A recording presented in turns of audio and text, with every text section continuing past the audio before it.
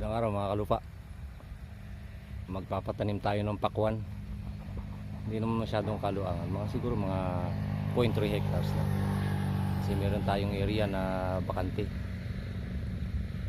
medyo mataas, malaging tuyo. Kaya ang purpose natin taniman na lang ng pakwan.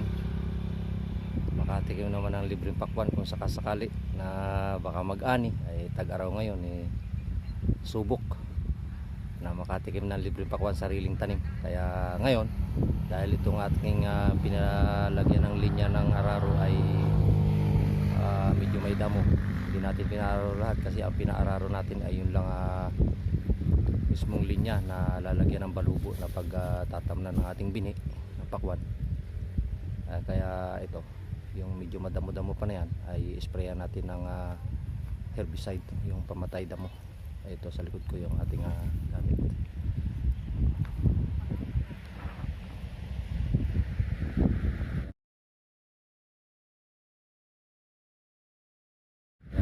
Mag-spray tayo para diretso yung patay ng damo habang yung ating itatanim na bini ng hybrid na pakwan, sugar baby, ay hindi kara-kara damuhin habang lumalaki.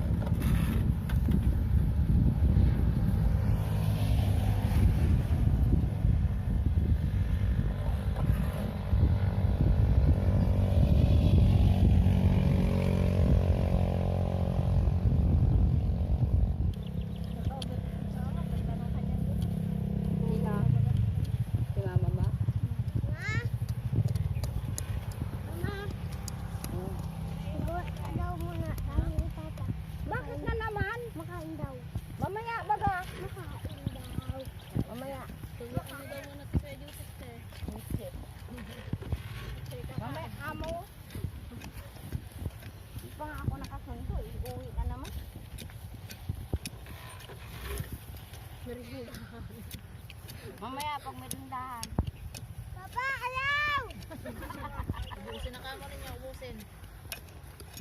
Ayaw rin lang kumain, hindi. Ubusin na lang. Tara na daw. Wala ka na, kumain na ikaw doon. Sama niyo si Bibi magkain. Gusto mo rin? Sama niyo si Bibi magkain.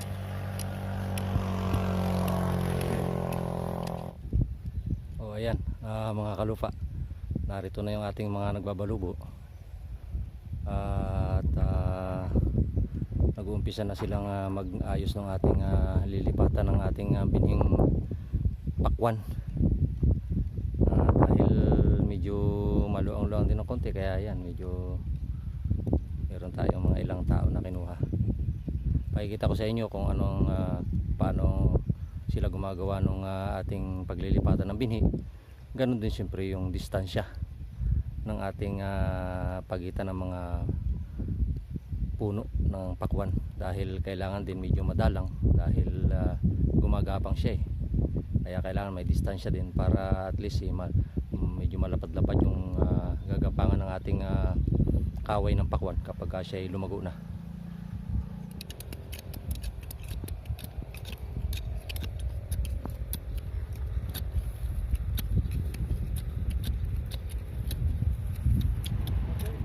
Ganito yun mga kalupa, kung makikita nyo maraming malalaking tipak ng lupa, tigkal yung ating linya na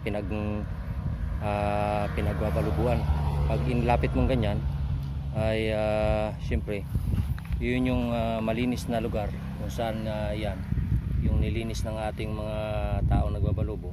Diyan natin itutusok yung ating binhing hybrid sugar baby. At ang distansya nito ay 1 metro yung linya, at yun ang mga pagitan ng ating paglilipatan ng binhi ay 2 metro. Yun. Medyo siguro sa mga naninibago ay mahirapang ma-identify dahil lupa na medyo, siyempre dapat medyo tuyo din, kasi pag sobrang basa ay medyo masilan din sa sobrang basa itong ating pakwan.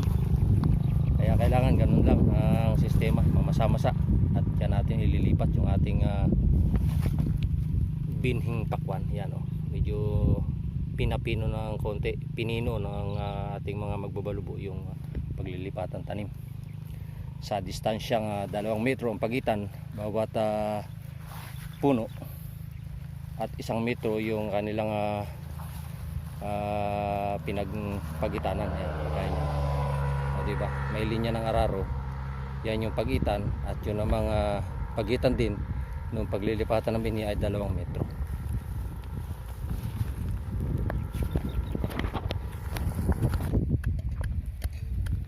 At ganito po nila ginagawa yung ating paglilipatan tanim. Ayan, palibasa ay matigas yung lupa, ay talagang pinagtsatsagaan po ng ating mga magbabalubo na mapipinuhin yung paglilipatan po ng binhi. Masakripisyo, mainit, matigas ang lupa, pero yun po talaga yung sistema kung paano magtatanim ng pakwan. Ayan po, parusa din talaga, hindi po madali ang magtanim ng pakwan. Masarap lang kumain, pero yung pong paano po pinoproduce ang sistema ng pagpapakwan napakahirap po. Kaya sana naman sa ating mga consumer wag barat, kasi pagdating ng oras na ito ay may bunga at mabibenta na, ay huwag naman po magtaka na mahal, kasi ganito po yung sistema ng ating pagtatanim ng pakwan sa katag-arawan. Bagay kahit tag-ulan, hindi naman pwedeng basta magtanim, dahil masilan po sa tubig yung ating pakwan. Kaya kailangan din talagang tuyo ang lupa bago ilipat ang ating binhing sugar baby na pakwan. Maraming salamat sa inyo, mga minamahal kong kababayan. Salamat sa inyong pagbibigay na kayo po ay makapagbalubo at maging katulong po sa pagtatanim ng pakwan. Happy New Year! Kahit medyo mahirap, salamat.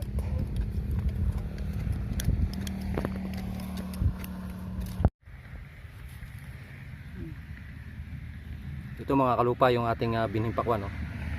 Binabad natin kanina sa gamot, kasi kapag ganito kasi magsasalin tayo, baka sa guyam lang madisgrasya na itong ating binhi na pakwan. Ito, sugar baby.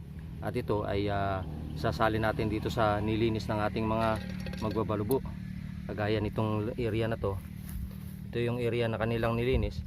At ang ating paglilipat tanim siyempre simple lang naman. Yung ganito kaliit na binhi, itutusok natin dyan. Pwedeng 2 piraso, pwedeng 3. Depende lang dun sa inyong sistema, kasi minsan dapat sigurado rin yung sibol, kasi minsan hindi yung germination ay wala, minsan mahina ang purity. Kaya para sigurado at least 3, para kung may mamatay man, meron pa rin siya. Mahirap kasing paulit-ulit ang pagtatanim. Kaya kung halimbawa sinalin mo ganyan yung 3 piraso binhi, triangle sa area na binalubuan, kahit pa paano medyo dadasikin mo kung ganyan, para mas lumapat yung ating binhi sa lupa.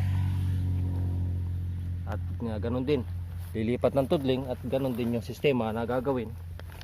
Yung pininong lupa ay syempre, sa totoo lang medyo matigas nga ang lupa rito Mas gusto ng pakwan dun sa medyo mabuha-buhangin. Pero yon ay kapag tag-araw, napakahirap nun, masyadong matakaw sa tubig. Pero itong mga lugar nga ito, na medyo matigas, okay lang naman basta madidilig din. At ganito ang sistema mga kalupa ng pagtatanim ng pakwan. At ang mga ayudang tubig na dapat gawin dito kung maaari ay madilig ng katamtaman pagka nailipat mo sa lupa yung ating binhi para mas mabilis siyang sumibol. Yun po mga kalupa ang sistema ng pagtatanim ng pakwan. Kaya masakripisyo pero kailangan. Ang totoo niyan, itong misis ko mahilig sa pakwan. Ako din siyempre. Malimit nga, nagpapakwan yung aking misis Namamakyaw pa ng halos sako pa minsan na pakwan para lang makapagpasawa sa pakwan. Pero ngayon, susubukan naming sariling tanim yung aming tikman dahil parehas kaming mahilig sa pakwanan. Kaya kung sakali na tayo mag-aani sa pakwang ito, ay sawa kami sa pakwan. Mga kalupa. Mamaya pakikita ko pa sa inyo kung paano.